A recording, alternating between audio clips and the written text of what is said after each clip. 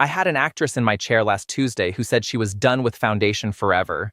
Cakey by lunch, settling into her lines like grout, oxidizing so orange she looked like she face planted into a bag of Cheetos.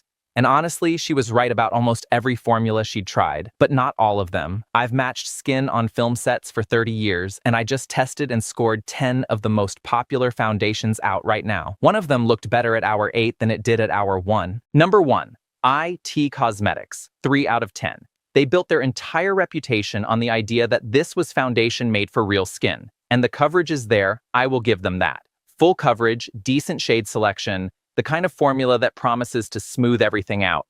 But the problem is the weight. HD cameras pick up everything, and I can tell you this formula looks even heavier on screen than it does in person. It is so thick that it sits on top of the skin like a mask instead of blending into it. On anyone with texture around the mouth or forehead, it does not blur those creases. It highlights every single one of them. I had a client look in the mirror after I applied this and tell me it made her look 10 years older than she did barefaced. When your foundation is aging you, it has failed at the one job it was supposed to do. And I wish the next foundation on this counter was any better. Number 2. Nars, 1 out of 10. I know that stings, and I know a lot of you are loyal to this brand for their blush and their lip pencils. I am too. But this foundation on a mature complexion is a completely different conversation. I put it on a woman in her early 50s, and within 90 minutes, it had oxidized a full shade darker. Not subtle, noticeably darker, like she had applied the wrong color entirely. 4 hours in, it had separated around the nose and was sitting inside every expression line like someone traced them with a fine point marker. The coverage faded unevenly, leaving blotchy patches across her cheeks while caking around the corners of her mouth. If you are over 40 and you have any texture at all, this formula is working against you from the moment it hits your skin. After 2 scores that low, I was starting to lose faith in every bottle sitting on my testing counter. Number 3. Lancôme Teint Idole, 7 out of 10. After those first 2, opening this bottle felt like a lifeline. Lancôme has been in the foundation game for decades, and you can feel that experience in this formula. The shade range is generous, the wear is comfortable, and it held up respectably through about 6 hours without any major drama.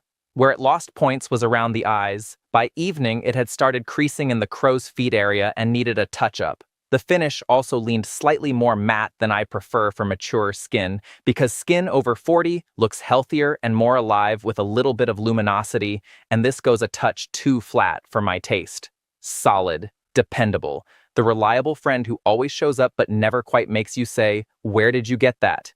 Now, before you run out and grab that one, let me show you what happened with one of the trendiest foundations on the internet right now. Number 4. Kosas, 2 out of 10. This one is all over social media right now, and I understand the appeal. Beautiful branding, ingredient list that reads like a juice bar menu, that dewy finish that photographs like a dream on smooth 28-year-old skin. But the part the influencers leave out is this. That dewy finish turns into straight-up slip on anyone with texture or movement in their face. The woman I tested this on is in her early 50s, and it slid off every area where her face naturally moves, which is everywhere, because she is a woman with expressions. It's separated before lunch, and not gracefully. We are talking visible patchiness across the cheeks and forehead. For the price point, you are basically paying foundation money for a tinted moisturizer that quits on you by noon. And the next foundation on this list has something Kosas does not: staying power.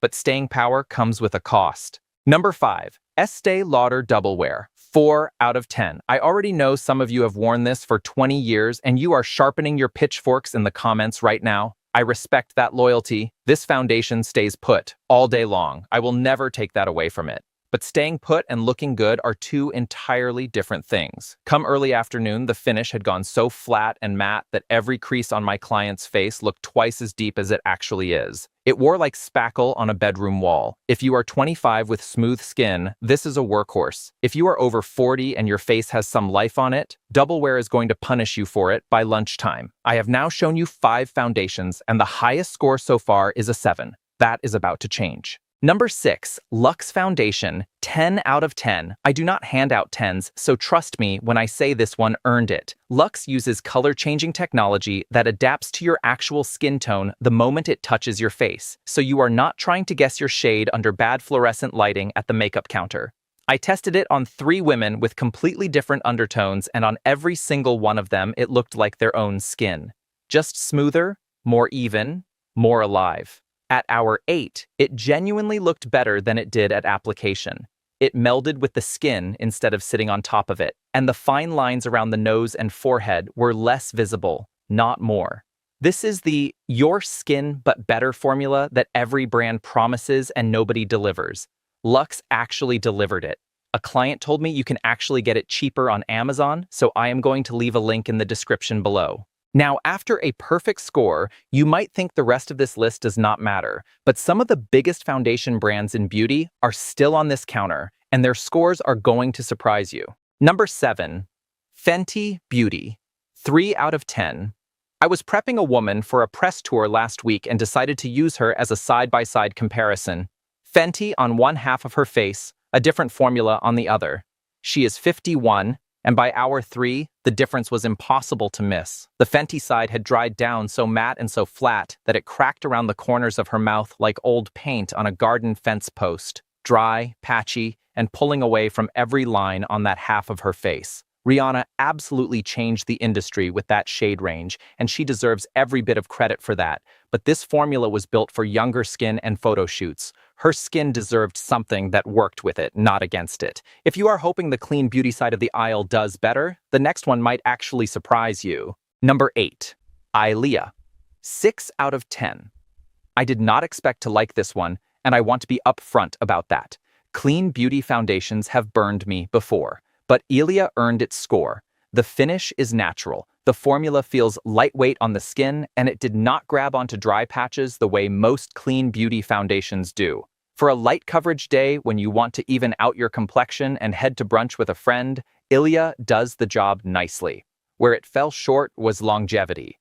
5 hours in, it had faded noticeably, and by the time evening came around, it was essentially gone, like it had just evaporated off the face. If you need something that lasts through a dinner reservation, keep looking.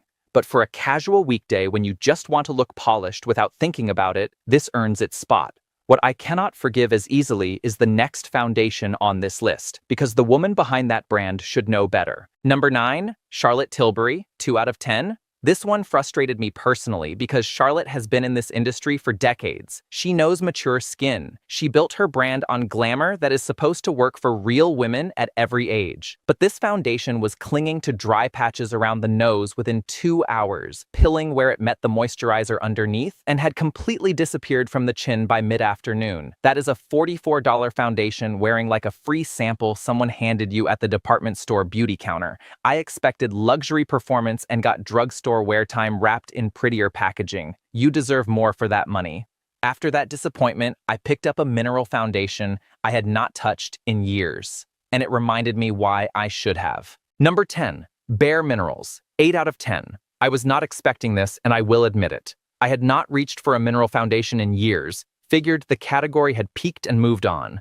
But whatever BareMinerals has done with their recent formula, it works. The mineral base plays beautifully with mature skin because instead of filling every crease with heavy liquid, it sits on the surface and actually blurs them. The coverage is buildable without ever tipping into cakey territory, and 8 hours later, it still looked natural and fresh, like it had just been applied that morning. My only complaints are the shade range, which still needs to expand, and the fact that it can catch on very fine facial hair if you are not precise with your application technique. But for texture, for expression lines, for everyday wear that holds up through a full day without giving you that heavy foundation face look, this is a genuinely strong runner-up. And because I had it sitting on the shelf, I tested one more.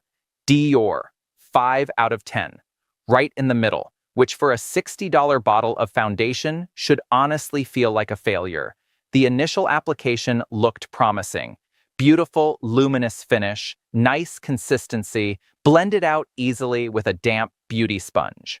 For the first 2 hours, I thought we might have something special. Then the color started to shift. Not as dramatically as the Nars, but enough that the shade match was visibly off by late afternoon. And once you notice that shift, you cannot unsee it. You spend the rest of the evening wondering if everyone else sees it too. The finish also slid from luminous to greasy around the T-zone on anyone with combination skin. It is fine, and fine is not what you should be settling for at that price point. So there it is.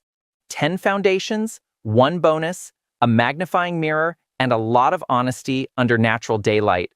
If you have been thinking about ditching foundation entirely, I understand where that impulse comes from.